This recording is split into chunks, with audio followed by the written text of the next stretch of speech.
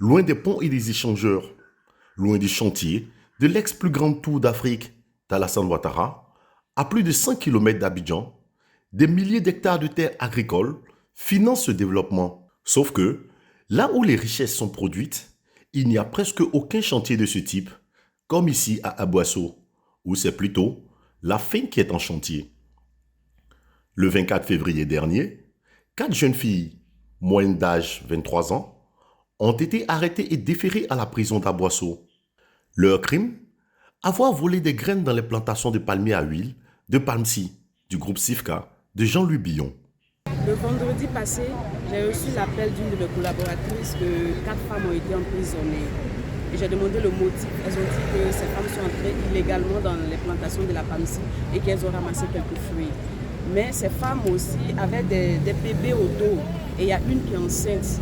Et j'ai dit ça, c'est vraiment grave. Donc il faut que j'appelle les responsables de la Palmsi pour qu'ils essaient d'intervenir.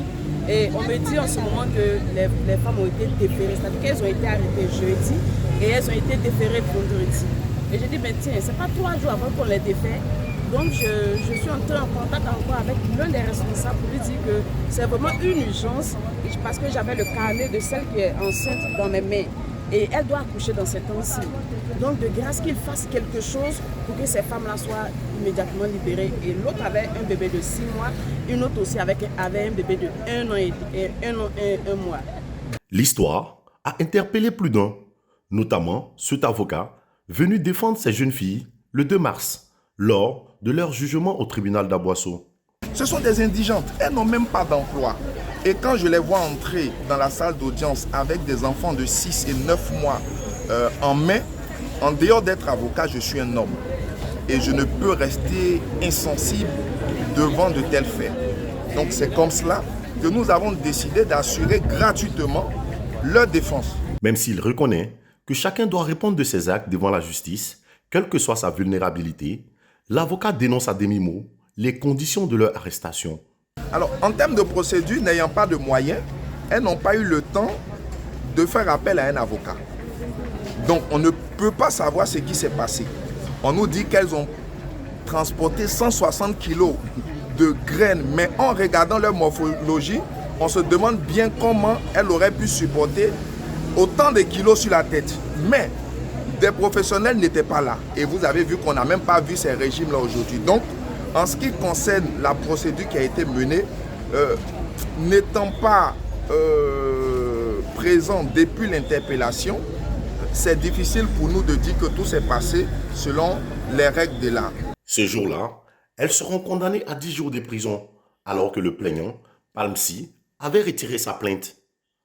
Orphelines pour certaines, analphabètes et sans emploi, leur avocat avait pourtant souhaité que la justice fasse preuve d'humanisme, car ces jeunes filles avaient déclaré avoir ramassé ces graines pour se nourrir. Se nourrir au risque d'aller en prison, ou souvent même se faire violenter. Et pire, se faire violer, si on s'en tient aux propos de ce responsable d'une ONG internationale. Selon les témoignages que nous avons eus auprès de beaucoup de dames et que nous avons même présentés à la session locale d'Amnesty il y a quelques années, il y a eu des femmes qui ont été violées. Vous savez comment est-ce que c'est aussi difficile pour des femmes d'arriver jusque-là, mais nous avons eu des témoignages de femmes qui ont subi cela.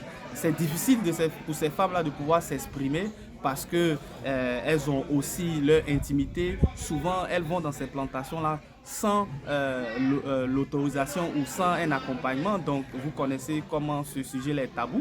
Mais nous avons eu des témoignages qui attestent qu'il y a des violences qui ont été exercées sur ces thèmes. Il y a souvent des brimades. Il y a des gardiens de la Palmsi qui pourchassent ces femmes-là. Il y a des gardiens qui ont eu à frapper des femmes ont été blessées et on a dû les emmener à l'hôpital pour les faire traiter. Et nous avons les documents où ces femmes-là ont été blessées et où après, les mêmes autorités de la Palmsi ont négocié avec les familles pour pouvoir trouver des terrains d'entente. Sans nier ces informations, la CIFCA, contactée par Microlibre par mail, a préféré rappeler ceci. Notre code de conduite stipule clairement que sont passibles de sanctions le harcèlement sexuel, le chantage et toute autre action illégale contre le vol. Tout contrevenant, c'est à quoi il s'expose s'il est fait sont dénoncées et avérées. Derrière ces histoires d'abus sexuels, le problème majeur demeure la précarité de ces femmes et des communautés de cette région. Pour le comprendre, retour sur l'histoire de l'arrivée de PAMSI. PAMSI, c'est autour de 40 000 hectares dans cette zone. Et je pense que ces plantations sont des domaines des communautés avant l'indépendance, que ces communautés avaient cédé à l'État de Côte d'Ivoire pour organiser son développement autour des agro-industries. Malheureusement, sortant en 1997 de ces sociétés, l'État de Côte d'Ivoire n'a pas vu l'aspect social de sa sortie de ces sociétés. Les sociétés qui arrivent, qui sont privées, cherchent le profit. Et voilà aujourd'hui les problèmes qui se posent où il n'y a pas de dose d'humanisme dans leurs actions. On le dit, même si aujourd'hui on reconnaît que PAMSI a retiré la plainte, mais arrêter des femmes qui ramassent des graines, on pourra dire que c'est des graines qui appartiennent au truc. Mais on pourrait comprendre la dimension sociale et même former ces jeunes dames à travailler dans les champs. Travailler dans les champs de PAMSI, une aubaine, la principale activité qui s'offre à ces femmes analphabètes la plupart, ramasser les graines. Sauf que ce travail est loin d'être reluisant. Ces femmes ne peuvent pas travailler à la PAMSI parce que si tu n'es pas endurant, tu ne peux pas. Parce qu'il faut ramasser des fruits, le mettre dans des sacs et un sac coûte combien? Donc moi, je n'arrive pas à comprendre qu'on me dise que ces femmes auraient dû aller à la PAMSI pour travailler. Libérer quelques lopins de terre pour que ces femmes-là puissent cultiver. Parce que vous manquez de terre? On manque de terre. Nous manquons de terre. Donc libérer quelques lopins, si vous voulez vraiment les aider, cédez-leur une petite partie de terre pour qu'elles puissent travailler. Parce qu'elles ne veulent pas aller dans les plantations, elles vont être rémunérées comment? À quel prix? Selon Josiane Boyo, ces femmes sont payées à 225 francs CFA par sac de graines de 50 kg remplis. Elles arrivent à peine à remplir 2 sacs par jour pour certaines. La CIFCA rétorque. Nous offrons l'opportunité aux femmes et aux jeunes issus des communautés riveraines de réaliser sous contrat de prestation cette activité de ramassage de graines, rémunérée également à 350 francs CFA par sac de 40 kg. En février 2023, 84 femmes issues des communautés se sont volontairement inscrites, 18 d'entre elles étant originaires du village de Inzikro, même village que les 4 femmes arrêtées. Problème, la CIFCA note que ce travail est réservé en priorité aux proches de ses salariés, soit 70% des ramasseurs de graines. Conséquence, ces femmes des villages environnants ne sont recrutées que si les prioritaires ne suffisent pas. Loin de l'idée de faire travailler ces femmes à PAMSI, Naounou Daliba, chargé de la justice sociale à Jeunes Volontaires pour l'Environnement Côte d'Ivoire, pointe du doigt la question de l'accès aux terres par ces communautés comme la meilleure solution.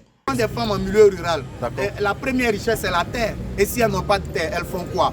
On a entendu, ce sont des femmes illettrées, elles ne sont pas allées à l'école, elles n'ont pas d'opportunité de travailler en ville. Au village, en milieu rural, c'est la terre. Et quand elles n'ont plus de terre, quand une seule structure s'accapare 40 000 hectares et qu'il n'y a pas de possibilité de faire travailler même ces illettrés dans les entreprises pour leur donner le minimum vital. Et quand elles travaillent, c'est comme de l'esclavage. Donc voilà la réalité. Et nous pensons que l'État de Côte d'Ivoire est devant sa réalité et qu'il faut trouver des solutions pour toutes ces communautés, que ce soit à Sogébé, à Grand Bérébi, que ce soit à Boisseau, que ce soit à Pricro, que ce soit dans le Nord. Il faut trouver une solution globale pour que ces personnes puissent vivre décemment autour de ces plantations agro-industrielles. Ce problème touche en effet plusieurs régions du pays où des multinationales se sont accaparées des terres. Face à cette requête de réclamer des parcelles, la CIFCA est intransigeante. PAMSI ne peut pas céder de terres à des tiers, car elle bénéficie d'un bail amphithéotique de l'État de Côte d'Ivoire sur un périmètre qui avait été déjà mis en valeur par l'ex-société étatique Palm Industrie. Par droit amphithéotique, comprenez le droit réel de jouissance sur le bien d'autrui, accordé par un bail de longue durée entre 18 à 99 ans, moyennant paiement d'une redevance modique. Si CIFCA ne veut pas céder de terre, elle s'est dit pourtant prête à accompagner dans la mesure de ses possibilités les associations de femmes des villages riverains dans leur autonomisation, quand celles-ci nous sollicitent. Par exemple, 3 associations de femmes de Toumanguier ont été accompagnées depuis la négociation de la terre auprès de la chefferie, jusqu'à la mise en place de leur projet vivrier, en passant par la constitution de la coopérative, la formation et la mise à disposition des semences et des intrants. Depuis 2019, plus de 150 millions de francs CFA de projets de développement ont été réalisés au profit des communautés riveraines de Palmcy-Toumangué uniquement sur un total de plus de 1,350 milliards de projets sociaux par Palmcy globalement.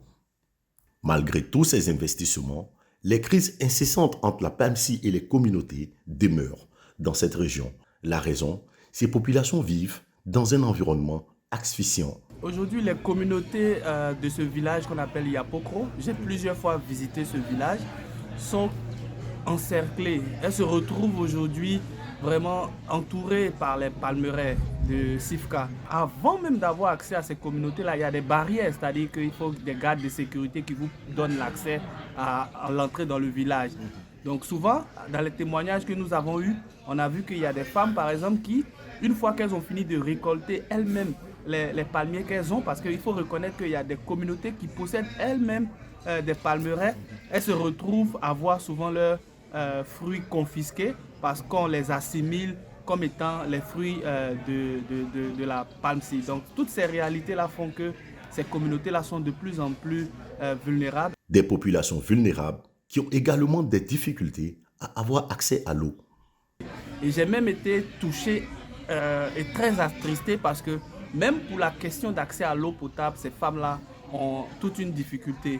Et la rivière qui était utilisée pour la provision en eau potable, un moment, lors d'une de mes visites, était le lieu où les animaux s'abreuvaient.